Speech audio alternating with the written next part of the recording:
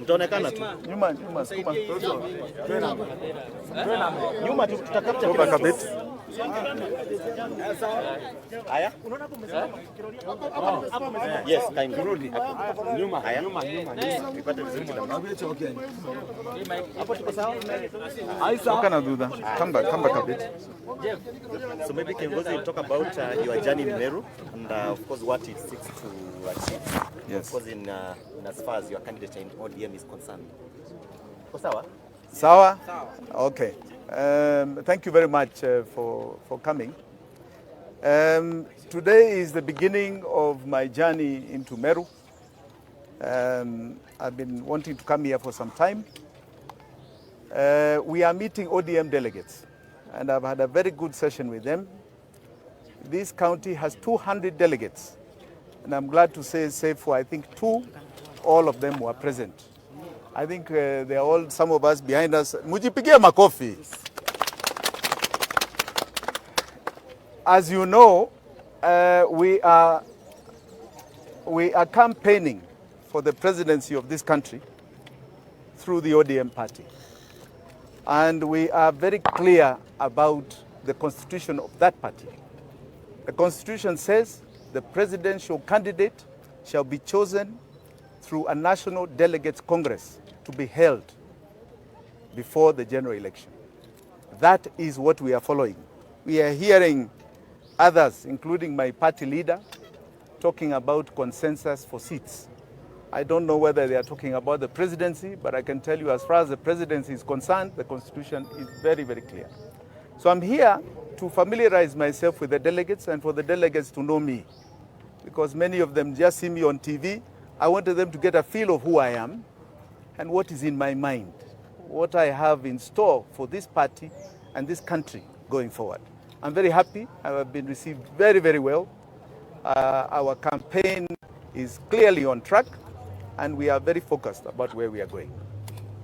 And maybe we've also seen, in this last 1 week, we've seen a big of political activities in this region. Of course, Meru, we've seen the DP around, we've seen Martha Karua around on Friday, and they are talking about the feeling that some other political voters are advocating for one political party. And of course, in an apparent reference to the DP, who has actually been saying that all the residents of Mount Kenya should actually board one political party, ODM, maybe from your end as a key political leader in this country. Do you think it's a time maybe we embraced also the other parties in the region? I am strongly, and I've been very categorical about that. I am actually for a two-party state. That is why I'm campaigning within ODM. I am hoping the country can evolve into a two-party democracy, because that's when we will get true leadership. And not only leadership, but philosophy and ideology into our politics. I'm hoping that we can achieve that, but I can assure you of one thing, that if ODM is not democratic, if ODM is not democratic in its nomination for the presidency, then I don't think it will be a far cry to see democracy as a two-party state here. I don't know who people are talking on behalf of Mount Kenya, because some of the people are also saying Mount Kenya has decided that they don't want the #1 position. I don't know who they are talking to, that they are going to take a #2 position. I don't think that is the feeling I get from the ground, and that is not what some of us are interested in. I am going for one seat and one seat only, the presidency of this nation. Maybe from that end, you are fighting for the ticket of ODM. Eventually, only one person between you and Raila Odinga will actually be endorsed as the sole candidate for the ODM party. What if it doesn't go as you planned? Let me put it this way. It's not a endorsement, it's election. And an election has a process. The delegates that are chosen to the National Delegates Congress are 3,000. Numbers are people. We know where we are going to get those delegates. We understand elections, we understand formulas. I can assure you, even as we are talking here today, as I said, right here we have 200. If we go around this Mount Kenya region alone, we have about 1,000, if not more. We have not even gone to the other areas. So when you talk about numbers, I can assure you it will be very difficult to defeat my candidature. Very, very difficult. If it is a free and fair contest. If it is not, then I think the people will decide where I should go, not me. Another- My name is Gregory from Citizen TV. Yes, Gregory. Yes, I don't know whether you have come across there's some, I don't know whether I call it allegation or expose from someone by the name Mike Macarena. I don't know whether you're aware of someone by that name. No. There's a story that he gave that said that on the gun saga, that you had sent him to the DCI to go through so that see you get your guns back. He's saying that there is a communication you got from a DCI. I don't know whether what you can say about that. You know, that matter is in court. And I think the court gave a very clear ruling. I don't know why people are talking about things outside court. Because I understand it is still in court. So let us not talk about things which may be sub judice here. Yeah? Let us not. So my comment is very clearly this. Because I saw even in the paper today, Bwana Kinoti made a statement that he himself would rather go to prison. I don't know what he's waiting for, because the court has told him to present himself to prison within 7 days, so he should just walk to prison then. You know, he should just walk there. I mean, I don't know what he's waiting for. So as far as I'm concerned, that is a matter in court. Yeah. I don't need to comment further, really. I really would not like to talk. I think the court documents are all there. Yeah. I myself have been fighting over this case from 2018, 2019, 2020. We are now in 2021. And I got orders long time ago. They don't want to obey court orders. The issue is between the court and Bwana Kinoti. I myself feel very vindicated because the government at the time tried to paint me as a very bad man, as though I'm a man who is got guns all over the place trying to do bad things to Kenyans. And I have been vindicated by the judicial system, and I'm very happy about that. And I want to encourage everybody who feels there's no justice, that this is a sign that there is justice in Kenya. You just keep pursuing, keep pushing.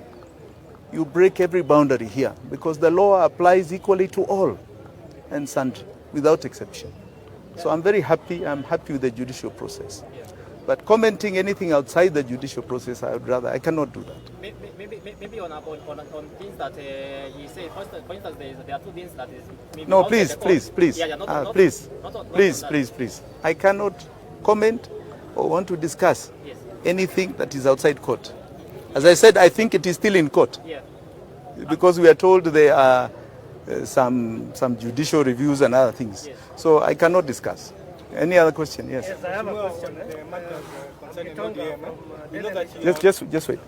we know that you are competing for candidature with the ODM leader Raila Odinga. Yes. What about of a possibility where you are not nominated? Is there a possibility of you supporting Raila Odinga or even jumping ship? Let me assure you of one thing, that I'm so confident of a win that I don't think that arises. It doesn't arise. Yes. I'm Gitonga from Dere Nation. If it doesn't go, nomination does not go. So you're asking the same question? No. If it doesn't go the delegates' way, are you seeing yourself leaving ODM? You see, if the party does not follow its own constitution, what is one doing in it? If the constitution of the party says that the election is a delegate system, and you choose to abdicate its own constitution, then that party is describing itself to you, or the officials are describing who they are.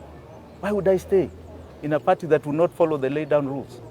So I will not. Would you join But I can assure you, that party will have big problems. Big problems. Would you join another Big party problems. or- Well, you know, we are also have invested heavily in this party, and we love this party. We love this party. We are not going to walk out like that. We are not. You don't follow the constitution, you don't walk out. You fight for the law to be obeyed. You fight from within. Correct? That's what you do.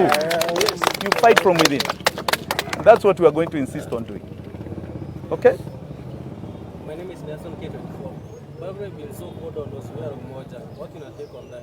Sorry? You have been so hard on Azimio la Umoja. Azimio la Umoja to me looks like a government project.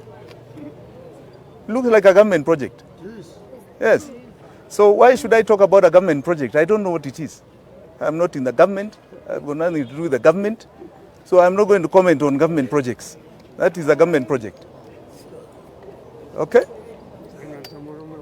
Asante sana. Thank you guys. Linda Obutu ngoja kwanza naongea. Wait. About the exclusive